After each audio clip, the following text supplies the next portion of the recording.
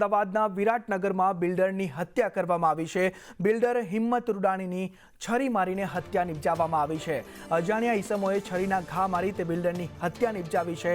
ઓઢવ પોલીસે હત્યા અંગે વધુ તપાસ હાથ ધરી છે। ત્યારે અમદાવાદના વિરાટનગર 4 રસ્તા પાસેની આ ઘટના છે। બિલ્ડરની છરીના ઘા મારીને હત્યા કરવામાં આવી છે। જે બિલ્ડર છે હિંમત રૂડાણી, તે રૂડાણી નામના બિલ્ડરની છરીના ઘા ઝીકીને હત્યા નિપજાવવામાં આવી છે। અજાણ્યા ઈસમોએ છરીના ઘા મારીને તે બિલ્ડરની હત્યા કરી નાખી છે। ઓઢવ પોલીસે હત્યા અંગે વધુ તપાસ હાથ ધરી છે। ત્યારે અમદાવાદની આ એક ઘટના સામે આવી રહી છે। એક ઘટના હજુ હમણાં જ બની હતી। પાલડી પાસે એક યુવકની હત્યા કરવામાં આવી હતી, તેના આરોપીઓ હજુ પકડાયા નથી। ત્યાં ફરી એકવાર આ બીજી એક ઘટના સામે આવી રહી છે કે વિરાટનગર પાસે એક બિલ્ડરની હત્યા કરવામાં આવી છે અને અજાણ્યા ઈસમો હત્યા કરીને ફરાર થઈ ગયા છે। ઓઢવ પોલીસે હત્યા અંગે વધુ તપાસ અત્યારે હાથ ધરી છે, પણ તે બિલ્ડરનું આ હત્યામાં મોત નીપજ્યું છે। અમદાવાદના વિરાટનગરની આ ઘટના છે કે જે બિલ્ડર છે તેની હત્યા કરી દેવામાં આવી છે। એક તરફ પાલડીની જે ચકચારી ઘટના છે તેમાં પણ એક યુવકને મારવામાં આવ્યો હતો, તેની હત્યા નિપજાવવામાં આવી હતી। તેના આરોપીઓ પણ હજુ પોલીસ પકડથી દૂર છે। તેવામાં વધુ એક અમદાવાદની જ ઘટના સામે આવી રહી છે, જેમાં બિલ્ડરની હત્યા કરવામાં આવી છે। હત્યા કરવા પાછળનું કારણ હજુ જાણી શકાયું નથી, કેમ કે ઓઢવ પોલીસે હત્યા અંગે વધુ તપાસ હાથ ધરી છે। ત્યારે જે અસામાજિક તત્વો છે તે દિવસે ને દિવસે બેફામ બની રહ્યા છે। અમદાવાદમાં પણ અસામાજિક તત્વોનો ત્રાસ દિવસે ને દિવસે વધી રહ્યો છે। અનેક હત્યાઓ કરવામાં આવી રહી છે। પાલડીમાં એ જે હત્યા કરવામાં આવી હતી તેની આગ હજુ ઠંડી નથી થઈ, ત્યાં તો એક વિરાટનગરમાં અમદાવાદની જ વધુ એક ઘટના છે કે વિરાટનગરમાં અજાણ્યા ઈસમો દ્વારા તે બિલ્ડરની હત્યા કરવામાં આવી છે। હવે તે હત્યાનું કારણ શું છે તે અકબંધ છે।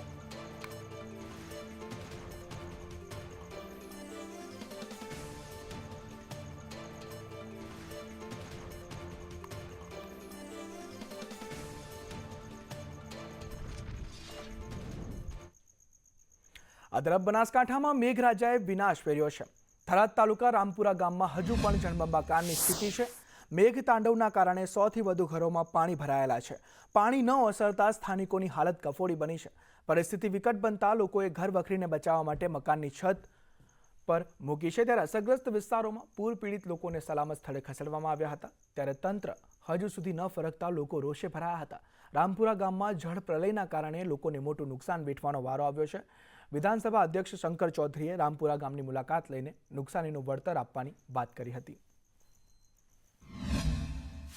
તમે મારી પાસે જોઈ શકો છો કે અત્યારે જે ઘરો છે, ઘરોની બિલકુલ અત્યારે એની અંદર 5-5 ફૂટ પાણી છે અને જે સામગ્રી છે, જે રસોડા માટેની છે, તે પંખો છે, જે વાસણો છે રસોડાના, તે અત્યારે જો તમે જોઈ શકો છો મકાનના અગાસી ઉપર મૂકેલા છે, બચાવ માટે કરીને પલળે નહીં તેના બચાવ માટે કરીને તે અગાસી ઉપર મૂકેલા છે। અને અહીં ઘરોમાં અંદર 5-5 ફૂટ પાણી ભરાયેલું છે। અહીંના જે સ્થાનિક લોકો એવું જણાવી રહ્યા છે કે અત્યારે જીવ બચાવીને અમે તો નીકળ્યા છીએ, અમારો સ્થળાંતર પણ થઈ ગયો છે।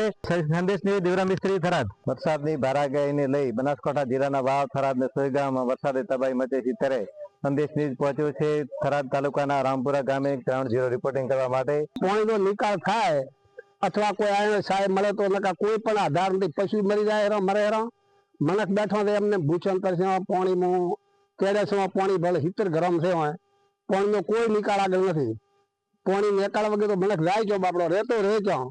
એના માટે સરકાર ગમે તે વ્યવસ્થા કરાવે, કેસ ડોલ જે ગમે તે કરે, ભૂચંતર છે પડ્યા છે મૂકતો એટલે એની વ્યવસ્થા કરે। અમારે પાણી વળી ઓરડામાં છોકરા બે બારી બેઠા રહે ચોર હજી પાણી વળી ઓરડામાં। કેટલું નુકસાન થયું છે તમારે?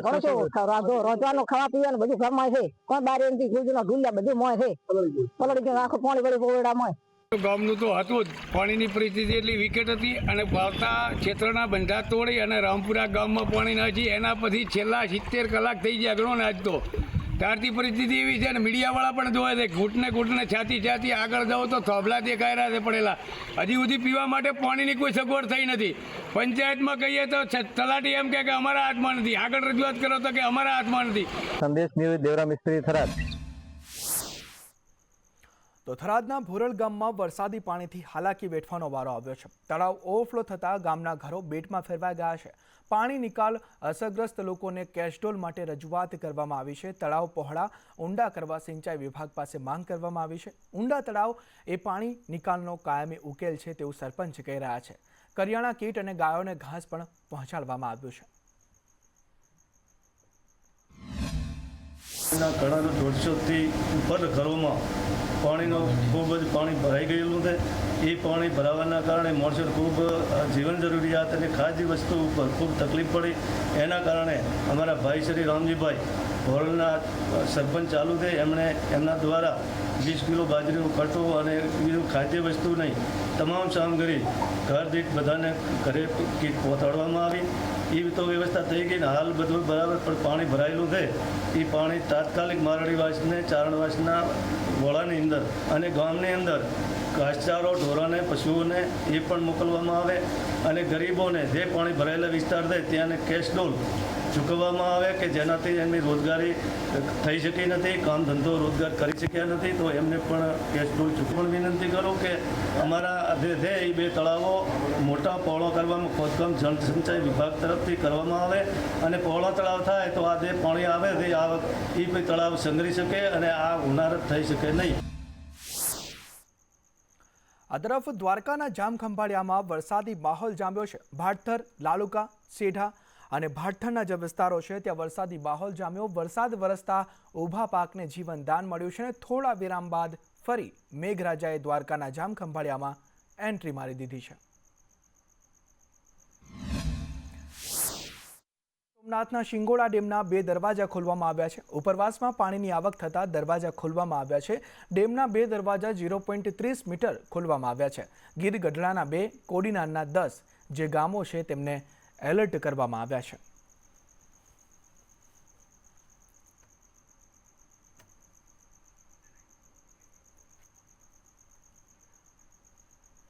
વાત રાજકોટની કરીએ તો રાજકોટમાં આરોગ્ય કેન્દ્રમાં ગરબાનો વિડીયો વાયરલ થયો છે. જામકંડોરણા પ્રાથમિક આરોગ્ય કેન્દ્રમાં ગરબા રમવામાં આવી રહ્યા છે. વિડીયોમાં કર્મચારીઓ ગરબા રમતા જોવા મળ્યા છે.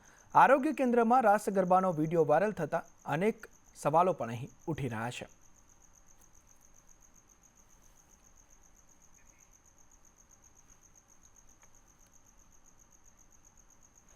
વડોદરામાં બ્રિજ પરથી આધેડે છલાંગ લગાવી. કરજણ નેશનલ હાઈવે પરના બ્રિજ પરથી આધેડ કૂદી ગયા. માનસિક અસ્થિર આધેડે છલાંગ લગાવી દીધી. બ્રિજ પરથી પડવા છતાં આધેડનો બચાવ થયો છે અને પોલીસે આધેડને સારવાર માટે ખસેડ્યા છે.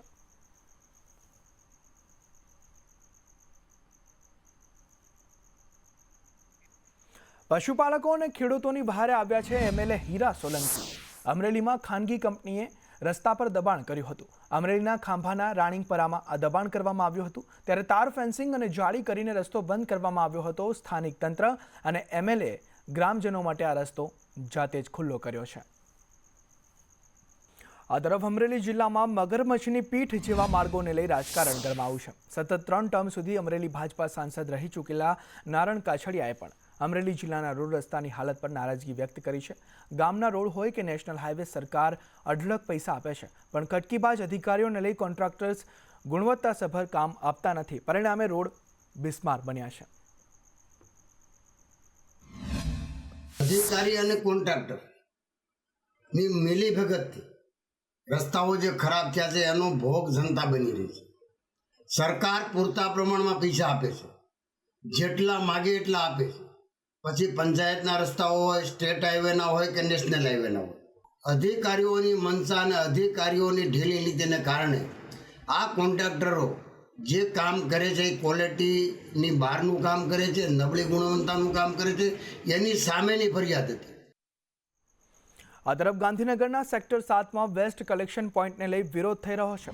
વેસ્ટ કલેક્શન પોઈન્ટને લઈ સ્થાનિકો સાથે કોંગ્રેસ દ્વારા પણ વિરોધ પ્રદર્શન કરવામાં આવ્યું હતું. સ્થાનિક વેપારીઓએ કહ્યું કે લાંબા સમયથી કલેક્શન ચાલી રહ્યું હતું, પરંતુ ટેમ્પરરી હોવાનું કહેવામાં આવતું હતું. હવે કાયમી વેસ્ટ કલેક્ટ કરવામાં આવે છે. ત્યારે સેક્ટર 7માંથી વેસ્ટ કલેક્શન દૂર કરવાની સ્થાનિકોએ માંગ કરી છે. વર્ગ 4નાથી લઈને વર્ગ 2 સુધીના લોકો અહીંયા રહે છે અને એ લોકો માટે આ સુવિધા ડેવલપ કરી એમણે અને અહીંયા ડમ્પિંગ સાઇટ કરી અને આ લોકોને હેરાન કરવાની એક વિકૃત માનસિકતા ભાજપે ડેવલપ કરી. જોડે અમે આવ્યા છીએ, આ એના વસાતીઓ માટે અમે આવ્યા છીએ અને અમને ન્યાય આપવા માટે અમે કટિબદ્ધ છીએ.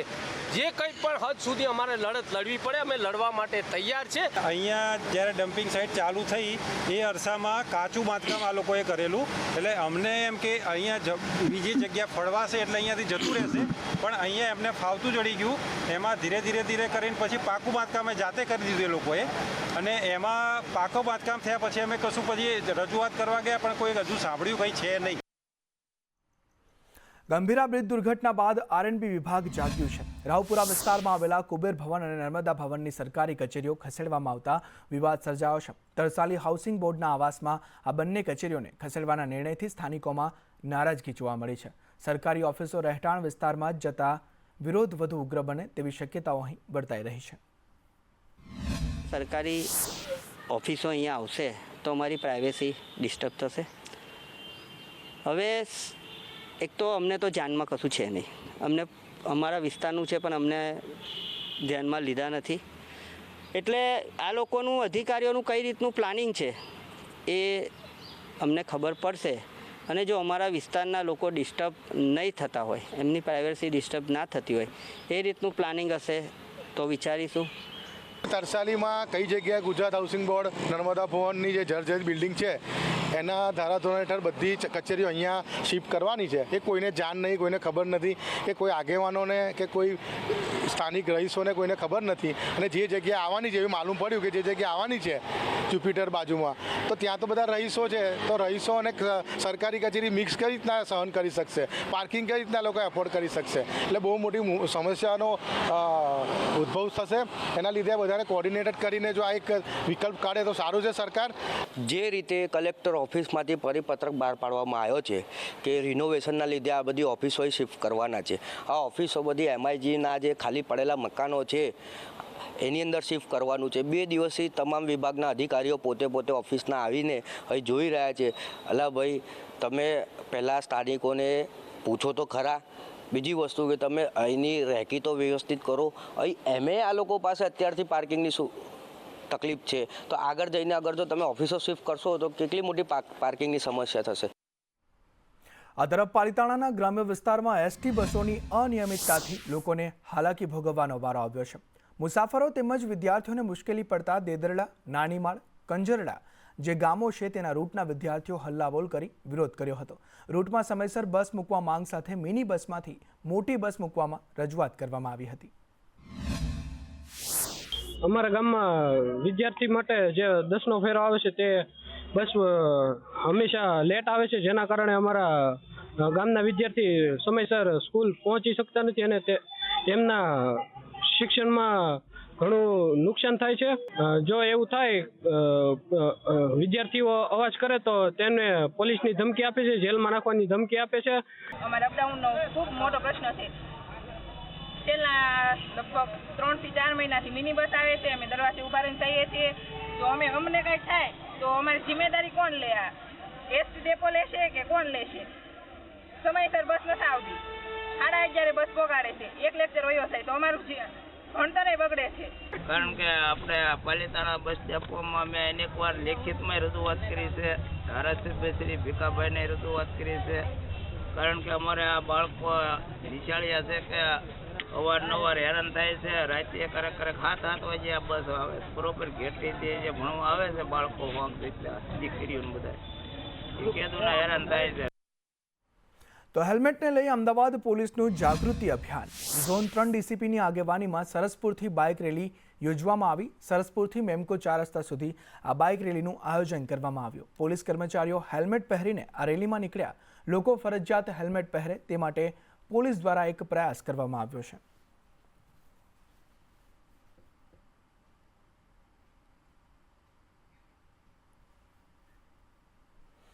અમદાવાદ શહેરમાં આગામી દિવસોમાં AMTSની ઇલેક્ટ્રિક બસો દોડશે.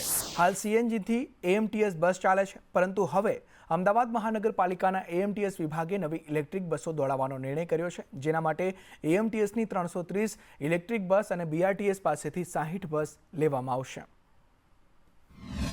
અત્યારે ઇલેક્ટ્રિક બસના અંદર એએમટીએસની અંદર ખાલી ડબલ ડેકર જે હતી એ ઇલેક્ટ્રિક બસ હતી, એની જગ્યાએ હવેથી જે બીઆરટીએસમાં દોડે છે એ જ પ્રકારની બસો ઇલેક્ટ્રિકમાં એએમટીએસમાં દોડતી થશે અને ટૂંક સમયમાં જાન્યુઆરી સુધીમાં નવી બસો આવી જશે. અમદાવાદના બોડકદેવમાં ગુરુકૃપા એપાર્ટમેન્ટમાં દુર્ઘટના ઘટી છે. ગુરુકૃપા એપાર્ટમેન્ટની બાજુમાં ચાલતી હતી કામગીરી, ત્યારે શગુન 2 એપાર્ટમેન્ટને તોડવાની કામગીરી ચાલતી હતી. કામગીરી દરમિયાન સ્લેબ ગુરુકૃપા એપાર્ટમેન્ટ પર પડ્યો અને સ્લેબ પડવાથી ગુરુકૃપા એપાર્ટમેન્ટના ફ્લેટને નુકસાન થયું છે. ત્યારે સદનસીબે આ ઘટનામાં કોઈ જાનહાની નથી, પણ ફાયરની ટીમે ઘટના સ્થળે પહોંચી કાર્યવાહી કરી છે. આંદીપની ગાર્ડનની સામે જે ગુરુકૃપા એપાર્ટમેન્ટ છે એમાં બાજુમાં જે શગુન એપાર્ટમેન્ટનું કામકાજ ચાલુ હતું એનું સ્ટ્રક્ચર કોલેપ્સ બાજુના બિલ્ડિંગમાં પડેલ છે. કોઈ લાઈફ સેફ્ટી ડેમેજ નથી, સ્ટ્રક્ચર એમનું કોલેપ્સ છે. એનું સર્વેલન્સ હવે એસ્ટેટ ટીમ આગળની કાર્યવાહી કરશે અને અત્યારે કોઈ ઘાયલ નથી જેવા મેસેજ છે. હકીકતની અંદર એવું છે કે અમારા ગુરુકૃપા એપાર્ટમેન્ટની બંને બાજુ શગુન 1 અને શગુન 2 આવેલા છે, જે ભૂકંપ આવ્યા પછી જર્જરિત થઈ ગયા પછી અમદાવાદ મ્યુનિસિપલ કોર્પોરેશન તરફથી 268 મુજબની નોટિસ આપી. આ ભયજનક મકાન હોવાના કારણે તાત્કાલિક ઉતારી લેવાને તોડી પાડવા માટે એના માલિકોને જણાવ્યું, પણ છેલ્લા 10 વર્ષથી એ આ બાબતે કોઈ કાર્યવાહી કરતા નહોતા. બાજુમાં જે મકાન છે તોડવાનું કામ ચાલુ હતું, એ લોકોએ કોઈ પ્રિકોશન વગર ચાલુ કર્યું હતું. હું ઘરમાં હતી નહીં અને મારું આખો બેડરૂમની આખી દિવાલ તૂટી ગઈ છે. ત્યાં મારા બા રોજ સૂઈ જાય છે, પણ આજે એ હતા નહીં. એ જે ભાઈ છે એ પોતાની દાદાગીરી ચલાવે છે અને કોઈનું માનતા નથી, અને લેડીઝ ઉપર બી ગમે તેમ પોલીસ બોલાવીશ, આમ કરીશ તેમ કરીશ, તમારે થાય એ કરી લો. આ બધું શું છે? એમને એટલી બધી દાદાગીરી શેની કરી શકે? આ તરફ અમદાવાદમાં કેસી હોલિડેના સંચાલકે ફુલેકો ફેરવી નાખ્યું છે. દુબઈ સિંગાપુર ટ્રીપના નામે અનેક લોકો સાથે છેતરપિંડી કરી નાખી છે. સસ્તા ટૂર પેકેજના નામે લોકો પાસેથી પૈસા પડાવ્યા. સંચાલકો 8 સપ્ટેમ્બરે ઓફિસે તાળા મારીને ફરાર થઈ ગયા. કેસી હોલિડેના સંચાલક કિરણસિંહ ચૌહાણ સામે ફરિયાદ નોંધવામાં આવી છે. સંચાલકની પત્ની, કર્મચારીઓ વિરુદ્ધ ગુનો નોંધાયો છે. સરખેજ અને સેટેલાઇટ પોલીસ મથકમાં ગુના નોંધવામાં આવ્યા છે. છેતરપિંડીનો ભોગ બનનાર 100થી વધુ લોકો સામે આવી ગયા છે. કેસી હોલિડેના સંચાલક સામે અગાઉ પણ ગુના નોંધાયા છે. અત્યાર સુધીમાં કુલ 11 જણાએ 24,60,000 રૂપિયાની રકમ આ આરોપીઓને આપેલી છે. તેમ છતાં આરોપીઓએ તેમને વિઝા કે બહાર ફરવા જવાની કોઈ વ્યવસ્થા કરી આપેલ ન હોય. એ અંગે સેટેલાઇટ પોલીસ સ્ટેશનમાં ગુનો દાખલ કરવામાં આવેલો છે અને આગળની તપાસ ચાલુ છે. મારી સાથે એપ્રોક્સિમેટલી હું 2-3 દિવસથી જોઉં છું, ત્યાં સુધીમાં 300થી 400 પબ્લિક તો મારી સામે છે અને અવારનવાર ઘણા બરોડા, સુરતથી બી ઘણા લોકો જે આ વસ્તુનો ભોગ બનેલા છે. આ કૌભાંડ ઘણું મોટું છે, કરોડોમાં છે. મેં મારા 7 મેમ્બરોના 3,57,000 રૂપિયા રોકડા ભરેલા હતા. એ પછી હું એની પાસે ticket, passport, visa, hotel booking બધું માગતો હતો. એને મને ધક્કા ખવાઈ પણ આપ્યું નહીં. પરમ દિવસ ખબર પડી કે એની ઓફિસ એ બંધ થઈ ગઈ છે. ત્યારબાદ ખ્યાલ પડી કે એ અત્યારે 4 મહિના જામીન પર છૂટેલો છે. ઓલરેડી એ વ્યક્તિ જેલમાં છે જ. અગાઉ આવા 3 વર્ષ પહેલાં એને આવું મોટું કૌભાંડ કર્યું છે, લગભગ 6 કરોડ રૂપિયાનું. લગભગ એક અઠવાડિયા પહેલાં મેં ઇન્સ્ટા ઉપર મેં એમની જોયેલી સ્ટોરી અઠવાડિયા પહેલાં મેં બુક કરાયેલું અને મારે અત્યારે 13મી તારીખે 4 અને 4:30ની મારી ફ્લાઇટ છે અને મને કાલે પરમ દિવસે 11 તારીખે મને પોતે ઓનર મળેલા અને મને એવું કીધું કે તમે અત્યારે નીકળી જાઓ, તમને વિઝા બી મળી જશે અને તમને તમારું હોટલ સ્ટે આ બધું તમને હું મોકલું છું. પણ સવારના હું ફોન લગાવું છું, આજે મારી ફ્લાઇટ હોવા છતાં હું સવારનો ફોન લગાવું, ફોન સ્વિચ ઓફ બતાવે છે. સુરતની એમટીબી કોલેજમાં બબાલ મામલે ફરિયાદ નોંધાઈ છે. એબીવીપીના 9 કાર્યકર્તા સામે પોલીસ ફરિયાદ નોંધાઈ. એમટીબી કોલેજના ક્લાર્ક સામે પણ ફરિયાદ નોંધાઈ છે. પ્રિન્સિપાલને 8 કલાક ગોંધી રાખવાનો આરોપ છે. અમરેલીના ખાંભામાં યુવકની છરીના ઘા મારીને હત્યા કરવામાં આવી.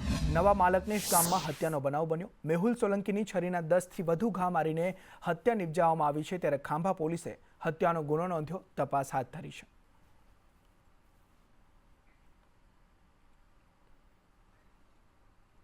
અપ્રમાણસર મિલકત કેસમાં મદદનીશ નિયામક સામે ગુનો નોંધવામાં આવ્યો છે. એસીબીએ નિવૃત્ત મદદનીશ નિયામક વિરુદ્ધ ગુનો દાખલ કર્યો છે. વ્યારાના મદદનીશ નિયામક સંતોષ પરુલકરની ધરપકડ કરવામાં આવી છે. નિવૃત્ત સરકારી બાબુની મિલકતમાં 112.20% વધારો થઈ ગયો. સંતોષ પરુલકર પાસેથી 2.35 કરોડની મિલકત મળી આવી છે. ફરિયાદ થતાં સંતોષ પરુલકરની વ્યારા એસીબીએ ધરપકડ કરી લીધી છે.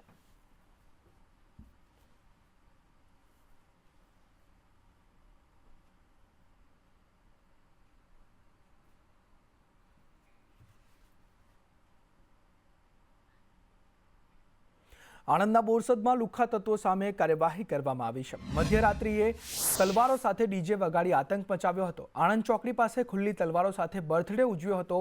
ધારાસભ્યની ઓફિસ નીચે જ ફટાકડા ફોડી ઉજવણી કરવામાં આવી, ત્યારે પોલીસે 8 આરોપીઓ વિરુદ્ધ ગુનો નોંધી કાર્યવાહી કરી, જેમાં હર્ષદ, દીપલ, સતીશ, કોકો, ભાસ્કર, રાવ સામે કાર્યવાહી કરવામાં આવી. હરદીપસિંહ, સ્વપ્નિલ, અંકુર, ઉજ્જવલ વિરુદ્ધ ગુનો નોંધવામાં આવ્યો છે.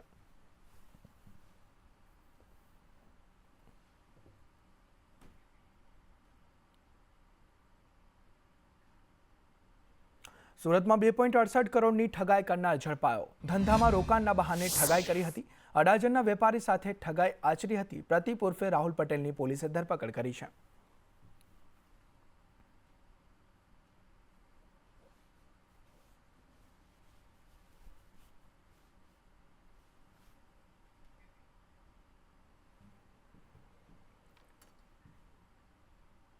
બોટાદમાં પોલીસ દ્વારા સગીરને માર મારવાનો જે કેસ હતો, તેમાં 4 પોલીસકર્મી સહિત 5 સામે ફરિયાદ નોંધાઈ છે. પોલીસકર્મી કૌશિક, અજય, યોગેશ, કુલદીપસિંહ વાઘેલા અને અન્ય એક સામે ફરિયાદ નોંધવામાં આવી છે. ચોરીના કેસમાં 17 વર્ષના સગીરને માર માર્યો હતો. ઢોર માર મારતા સગીરને હોસ્પિટલ ખસેડવામાં આવ્યો હતો, ત્યારે સગીરના પરિવારજનોના આક્ષેપ બાદ પોલીસ ફરિયાદ કરવામાં આવી છે.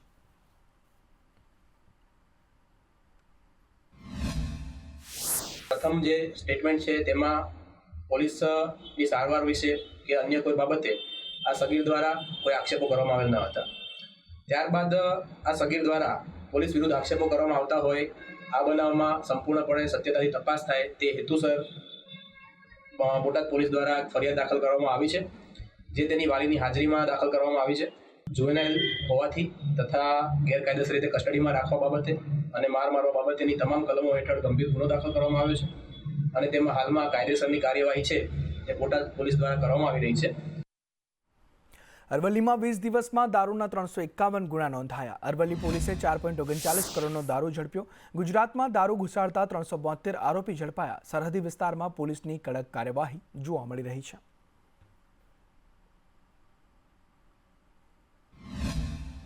નશાબંધીની બધી ડામવા માટે અરવલ્લી પોલીસ દ્વારા છેલ્લા 20 દિવસમાં સતત ડ્રાઈવ રાખી અને કુલ 372 આરોપીઓ વિરુદ્ધમાં ગુનો નોંધવામાં આવેલા છે.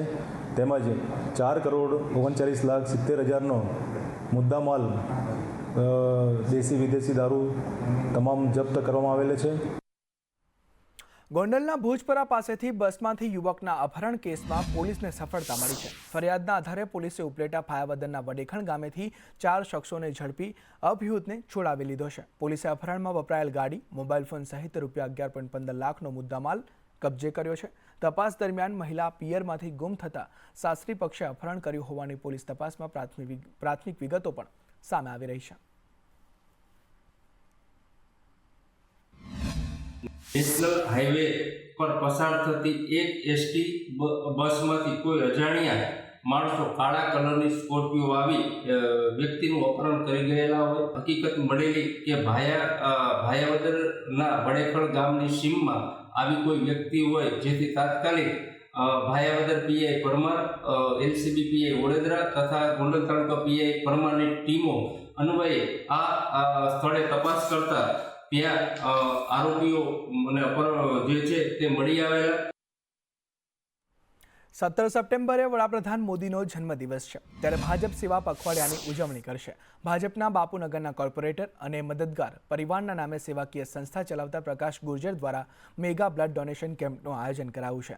રાજ્યના 33 જિલ્લા અને 8 મહાનગરોમાં એક સાથે 378 સ્થળોએ પીએમ મોદીના જન્મદિવસના એક દિવસ પહેલા 16 સપ્ટેમ્બરે સવારે 8 થી 4 વાગ્યા સુધી બ્લડ ડોનેશન કેમ્પ યોજાશે, જેથી 1 લાખ બ્લડ બોટલ એકત્રિત થેલેસેમિયાગ્રસ્ત લોકોને મદદ કરવામાં આવશે.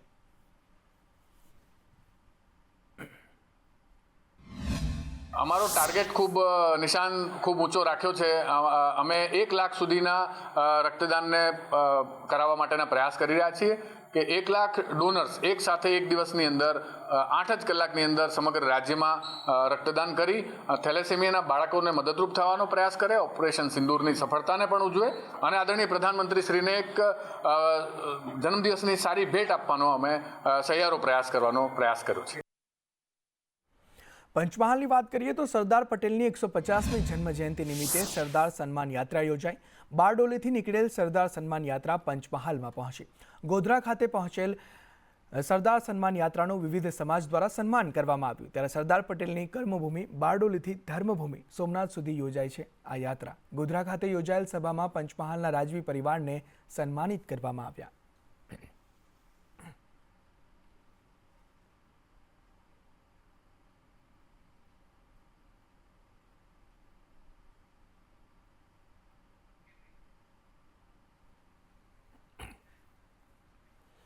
આ તરફ ભુજમાં 11,000 દીકરીઓનો રક્ષા અને દીક્ષા મહોત્સવ યોજાશે। વિશ્વ ઉમિયા ફાઉન્ડેશન અને પ્રેરણા ગ્રુપના સંયુક્ત ઉપક્રમે કાર્યક્રમનું આયોજન કરાયું છે। વીરતા પરમો ધર્મ અને એકતા પરમો ધર્મના મંત્રને સામાજિક સ્તરે ઉજાગર કરવા માટે આ કાર્યક્રમનું આયોજન કરવામાં આવ્યું છે। ત્યારે મહિલાઓમાં સ્વરક્ષા જાગૃતિ અભિયાન અંતર્ગત સર્વ સમાજની 11,000 દીકરીઓનો રક્ષા દીક્ષા મહોત્સવ યોજાશે, જેને લઈ તમામ તૈયારીઓને આખરી ઓપ આપવામાં આવ્યો છે।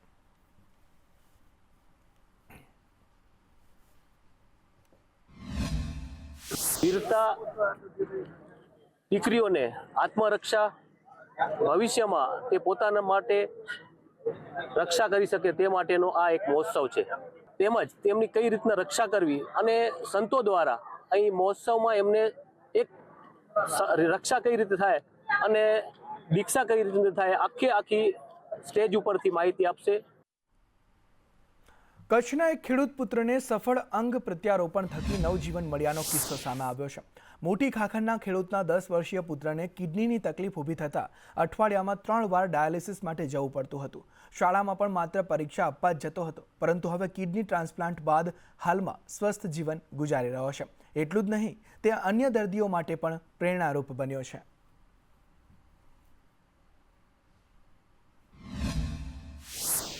દોઢ મહિનાનો હું હતો ત્યારે અમને ખબર પડી કે મને કિડનીમાં વધારે તકલીફ છે અને એક જ કિડની છે। પછી 2023 સુધી તો કિડની ચાલી, દવા ઉપર ચાલી, પણ પછી 23 થી 25 સુધી અમને ડાયાલિસિસ કરાવવી પડતી અને અઠવાડિયામાં 3 વાર અહીં 50 કિલોમીટર દૂર ભુજ આવવું પડતું અને ડાયાલિસિસ કરાવવી પડતી। અને 2021 મે 2025ના રોજ મારું ટ્રાન્સપ્લાન્ટ થઈ ગયું અને હવે હું સ્વસ્થ જીવન જીવું છું। 2023 થી 2023 ફેબ્રુઆરીથી અમને ડાયાલિસિસ ઉપર હતા। પ્રતિ સપ્તાહે એમને 3 વાર, એટલે અત્યાર સુધી 250થી વધારે વાર એમને ડાયાલિસિસ માટે આવવું પડ્યું હતું। મોટી ખાખરથી ભુજ આવવું અને જવું એની તમે કલ્પના કરી શકો। એટલે એને ભણવાનું પણ માત્ર પરીક્ષા પૂરતું જ જતા હતા એ। અને હવે ટ્રાન્સપ્લાન્ટ થયા પછી એકદમ સ્વસ્થ છે। કિડનીના પેશન્ટ હોય ત્યારે પાણી પીવા ઉપર પણ પ્રતિબંધ હોય છે। આજે બાળક રોજ 4-5 લીટર પાણી પીએ છે અને ખૂબ સ્વસ્થ છે અને બાકી કોઈ જ રમવાનું પણ ચાલુ છે, બધું જ કરી શકે છે। અમરેલીના લાઠીમાં બીજા દિવસે વરસાદ વરસ્યો છે। વરસાદથી વાતાવરણમાં ઠંડક પ્રસરી છે। નીચાણવાળા વિસ્તારોમાં પાણી ભરાયા છે। બીજા દિવસે પણ લાઠીમાં વરસાદી માહોલ જામ્યો છે। વરસાદ વરસતા ઠંડક પ્રસરી છે। ત્યારે થોડા વિરામ બાદ ફરી મેઘરાજા અમરેલીમાં વરસ્યા છે અને લાઠીમાં તો બીજા દિવસે પણ મેઘમહેર જોવા મળી છે।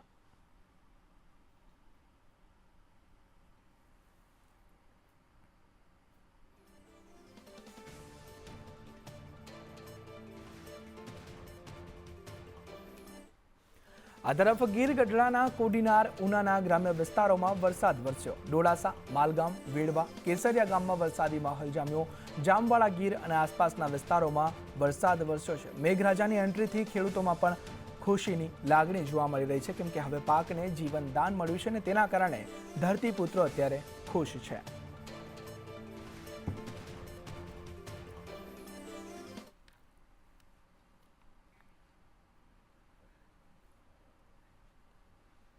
બનાસકાંઠામાં પૂરગ્રસ્ત ગામડાઓમાં વીજ પુરવઠો પુનઃસ્થાપિત કરવામાં આવ્યો છે। બનાસકાંઠાના 294 ગામોમાં વીજ પુરવઠો પૂર્વવત કરવામાં આવ્યો।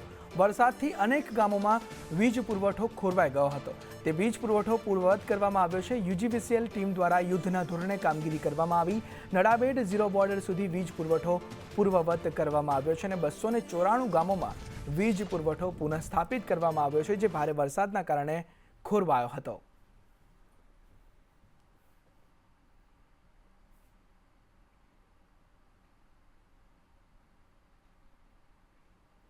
સુઈગામમાં વરસાદે જે તારાજી સર્જી છે તેનો આજે 7મો દિવસ છે। વાવ સુઈગામ હાઈવે 7મા દિવસે પણ બંધ છે। સુઈગામ પંથકના આકાશી દ્રશ્યો સામે આવ્યા છે।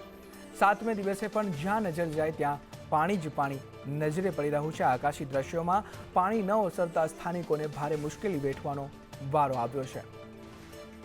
ત્યારે આજે 7 દિવસ થઈ ગયા। 7 દિવસથી લોકો આવી સ્થિતિમાં રહેવા મજબૂર બન્યા છે। એક જગ્યાએથી બીજી જગ્યાએ જવું હોય તો ટ્રેક્ટર સિવાય બીજો કોઈ આશરો નથી તે લોકો પાસે। તેવા આકાશી દ્રશ્યો આપ જોઈ શકો છો। જ્યાં નજર જાય ત્યાં વરસાદી તારાજી જ જોવા મળી રહી છે। ફક્ત પાણી જ પાણી નજરે પડી રહ્યું છે। સુઈગામના દ્રશ્યો છે। બનાસકાંઠાને વરસાદે વિનાશ વેરી નાખ્યો છે।